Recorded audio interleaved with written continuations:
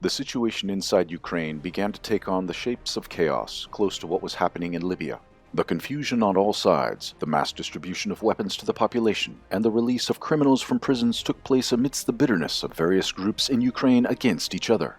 Marauders unite in gangs and attack any facilities, equipment, and people whenever they have an opportunity to do so. Against the background of the objective successes of the Russian, LPR, and DPR forces on the fronts, the Kiev administration has focused on informational warfare. In this arena, with the total support of NATO countries, Kiev is gaining an unqualified victory. These successes fuel the impunity of radical formations against civilians that are literally being used as human shields against the advancing forces.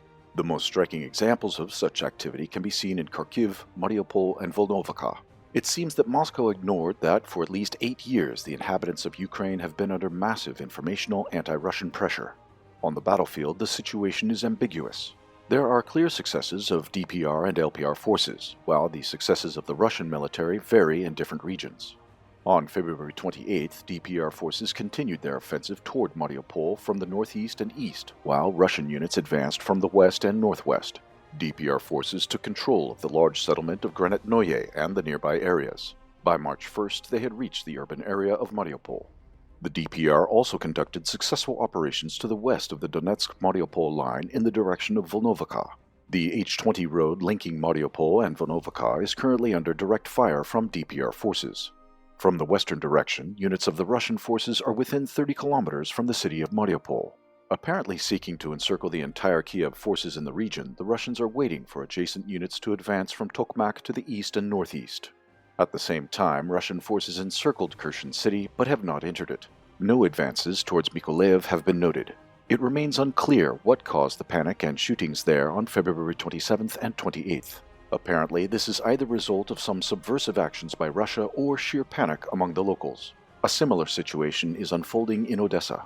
The Russians, DPR and LPR, are advancing towards Sloviansk and Kramatorsk. Rocket and airstrikes are being launched against Kiev forces in these regions. The level of success in blocking these settlements from the direction of the main strike is not evident. Kharkiv remains the most difficult direction for the Russians. The grouping there is objectively insufficient to either blockade the city or to storm it. The Russian military is forbidden to strike targets within residential areas. At the same time, Kiev's units purposely position themselves in residential areas and do not hesitate to strike the outskirts of the city. On February 28th and early on March 1st, Russian units carried out successful tactical operations in the Kiev direction, capturing Nizhin.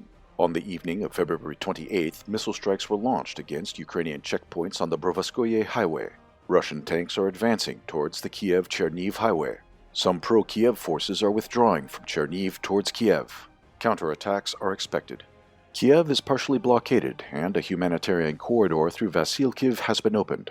The city is blockaded from the north, northwest, and from the direction of Bucha-Gostomel, and Russian units are in close proximity to the urban areas.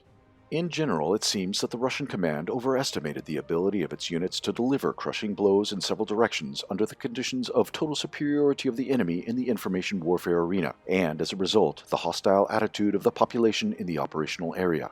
On the other hand, despite the limited forces of the advancing Russian troops, the Russians managed to divide their opponent's strength in various directions, which does not allow Kiev forces to concentrate means and measures for a decisive defense or counterattack in a separate direction.